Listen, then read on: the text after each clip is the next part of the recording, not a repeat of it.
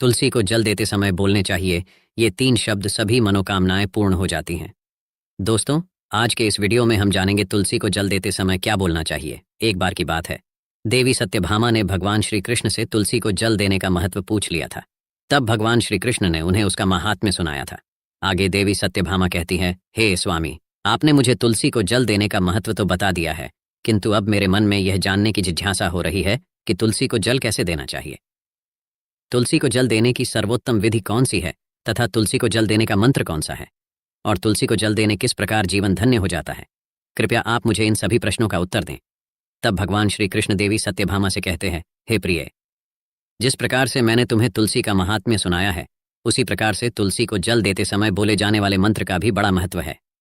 यह मंत्र केवल 3 शब्दों का है, किंतु इसका प्रभाव बहुत कल्याणकारी है।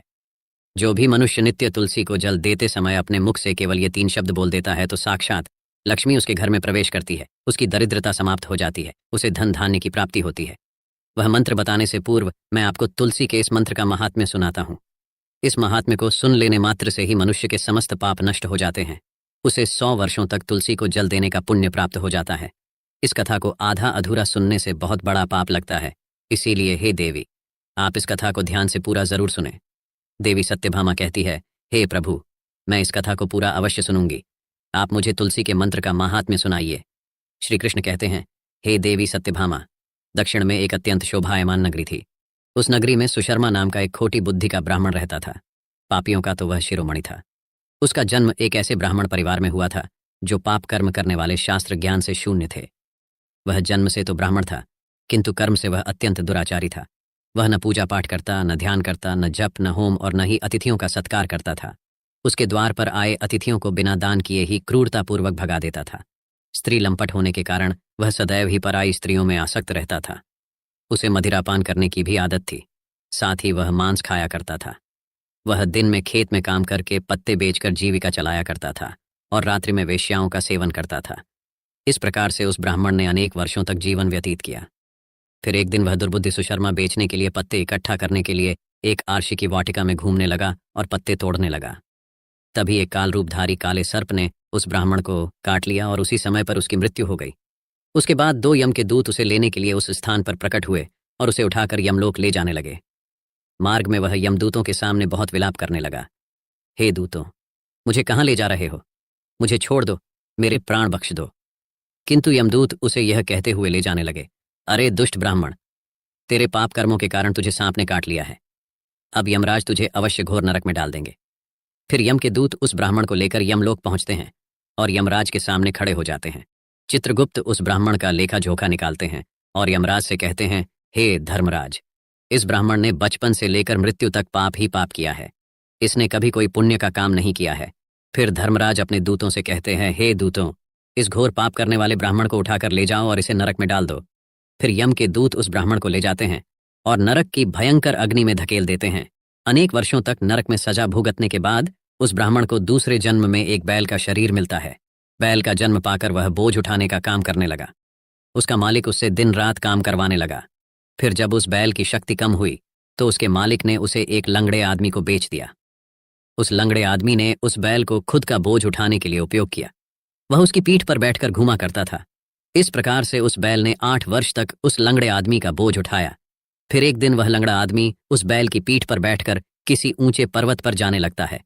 उस पर्वत पर बहुत देर तक चढ़ने के कारण वह बैल बहुत थक गया। उसकी शक्ति क्षीण हो गई और कुछ समय बाद वह बैल बहुत जोर से मूर्छित होकर जमीन पर गिर पड़ा और अंतिम सांसें लेने लगा। तभी वहां पर खड़े लोगों को उस बैल पर बड़ी दया आ गई और वे उसके मुख में पानी डालने लगे। फिर उन लोगों में एक पुण्यात्मा व्यक्ति था। उसने उस बैल का कल्याण करने के लिए अपना पुण्य उस बैल को दे दिया। उसे देखकर अन्य लोगों ने भी अपना अपना पुण्य याद करके कुछ पुण्य उस बैल को दे दिया ताकि उसे मुक्ति मिल सके। उसी भीड़ में एक वेश्या भी खड़ी हुई थी। सभी लोग अपना पुण्य उस बैल को दे रहे थे। यह देखकर उस वेश्या ने भी अपना पुण्य उस बैल को दे दिया। कुछ देर बाद उस बैल की मृत्यु हो जाती है। फिर उस स्थान पर यमदूत आते हैं और उस बैल के शरीर से उस ब्राह्मण की आत्मा को निकाल कर यमलोक ले जाते हैं। यमलोक ले जाने पर उसे यमराज के सामने खड़ा किया जाता है और फिर चित्रगुप्त उसका लेखा जोखा देखते हैं तो वे आश्चर्य में पड़ जाते हैं। उस वेश्या के द्वारा उस बैल को दिया हुआ पुण्य बहुत बड़ा होता है। उस पुण्य के प्रभाव से उसके सभी जन्मों के पाप नष्ट हो जाते हैं। फिर यमराज उस ब्राह्मण के सभी पाप क्षमा करते हैं और कहते हैं, हे ब्राह्मण, उस वेश्या ने तुझे अपना पुण्य देकर तुझ पर बड़ा उपकार किया है। केवल उसी के पुण्य के कारण तुम्हारे सब जन्मों के पाप नष्ट हो गए हैं और यमराज उसे फिर से मनुष्य जन्म प्रदान करते हैं। इस बार वह पृथ्वी पर आकर एक उत्तम ब्राह्मण कुल में जन्म लेता है। उस महापुण्य के प्रभाव से उसे इस नए जन्म में अपने पूर्व जन्म की बातें याद आने लगती है। जब वह ब्राह्मण बड़ा हो जाता है तो उसे याद आता है कि पिछले जन्म में जब वह बैल था तब एक वेश्या ने उसे उसका पुण्य दे दिया था। इसीलिए उसके मन में उस वेश्या के बारे में जानने की इच्छा होती है और उस महापुण्य के बारे में जानने के लिए उस वेश्या का पता लगाकर उसे ढूंढते हुए उसके नगर में चला जाता है। वह वेश्या अब बूढ़ी हो चुकी थी। फिर जब उसे वह वेश्या मिल जाती है तो वह उसके सामने जाकर उसे बार बार प्रणाम करता है और उस वेश्या का धन्यवाद करने लगता है। वह वेश्या कहने लगती है, हे ब्राह्मण श्रेष्ठ, आप कौन हैं और किस कारणवश आप मुझ वेश्या को धन्यवाद दे रहे हैं? मैंने आपका कौन सा कार्य किया है जो आप मुझे नमस्कार कर रहे हैं? तब वह ब्राह्मण कहता है, हे माता, मैं वही बैल हूं जिसे तुमने अपना पुण्य दे डाला था। अपने पाप कर्मों के कारण मुझे पिछले जन्म में बैल होना पड़ा था। उस पर्वत पर जब मैं मर रहा था तो तुमने मुझे अपना पुण्य दिया था। तुम्हारे पुण्य के प्रभाव से ही आज मुझे फिर से मनुष्य जन्म मिला है।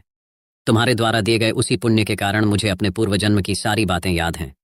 किंतु हे माता, मैं आज यहाँ पर यह जानने के लिए आया हूँ कि तुमने मुझे उस समय पर अपना कौन सा पुण्य दिया था जिस कारण से मेरे सभी जन्मों के पाप नष्ट हो चले हैं। मैं उस पुण्य के बारे में जानना चाहता हूँ। तब वेश्या ने कहा, हे ब्राह्मण श्रेष्ठ, मैंने तो अपने जीवन में कोई पुण्य के काम नहीं किए हैं, किंतु मेरे घर में एक तोता है जो पिंजरे में रहकर हमेशा कुछ बोलता रहता है, जिसे सुनकर मेरा अंतकरण पवित्र हो गया है। उसी तोते के द्वारा बोले गए मंत्र का पुण्य मैंने तुम्हें दान में दिया था। फिर वह वेश्या और वह ब्राह्मण उस तोते के पास जाते हैं और उससे पूछने लगते हैं, हे शुक, तुम कौन सा मंत्र बोलते रहते हो जिससे हमारे जीवन का उद्धार हुआ है? यह मंत्र तुम्हें किसने सिखाया और इस मंत्र का क्या अर्थ होता है? तब उस तोते ने अपने पूर्व जन्म का वृत्तांत सुनाना आरंभ किया। वह तोता कहने लगा, हे ब्राह्मण श्रेष्ठ, पिछले जन्म में मैं एक ब्राह्मण था। मैं अपने ज्ञान के अहंकार में अंधा हो चुका था। मैंने कभी गुरुजनों का आदर नहीं किया, सदैव ही उनका अपमान किया। मुझे अपने ज्ञान पर इतना अधिक घमंड हो गया था कि जिस कारण से मेरे क्रोध बहुत अधिक बढ़ गए और मैं सभी से द्वेष करने लगा। अन्य मनुष्यों को तुच्छ समझने लगा, विद्वानों का भरी सभा में अपमान करने लगा। फिर कालांतर में मेरी मृत्यु हो गई और मुझे यमलोक ले जाया गया। पूज्य जनों और गुरुजनों का अपमान करने के कारण मुझे तोते के कुल में डाल दिया गया और मेरा जन्म एक तोते के रूप में हो गया। मेरे पाप कर्मों के कारण छोटी अवस्था में ही मेरा अपने माता पिता से वियोग हो गया। फिर मैं पेड़ की डाल पर बैठकर रो रहा था तो उसी स्थान से कुछ मुनि जा रहे थे। उन्होंने मेरी दयनीय पुकार सुनी और मुझे लेकर अपने आश्रम में चले गए। वहां उस आश्रम पर उन्होंने मुझे एक सुंदर पिंजरे में रखा और मेरा अच्छी तरह से ख्याल रखा। वे मुझे नित्य भोजन दिया करते थे और पढ़ाते थे। उस स्थान पर वे आर्षि मुनि, उनकी स्त्रियां और बालक सभी नित्य तुलसी के पौधे को जल देते थे और उसके सामने एक मंत्र का जाप करते थे। उन्हीं के मुख बार बार उस मंत्र को सुनकर मैंने उसे रट लिया और मैं उस मंत्र को जान भी गया हूँ जिसे मैं दिन रात बोलता हूँ। उस मंत्र के प्रभाव से मेरी अभी तक मृत्यु नहीं हुई और मैं 100 साल का हो गया। इसी बीच एक रात एक चोर वहां आ गया और उसने मुझे चुरा कर इस वैश्या को बेच दिया। इस वैश्या के घर पर आने के बाद भी मैं उस मंत्र को बोलता रहता था, जिसे सुनकर इस वैश्या का मन भी पवित्र हो गया और इसने वैश्या का काम छोड़कर भगवान विष्णु की भक्ति अपना ली।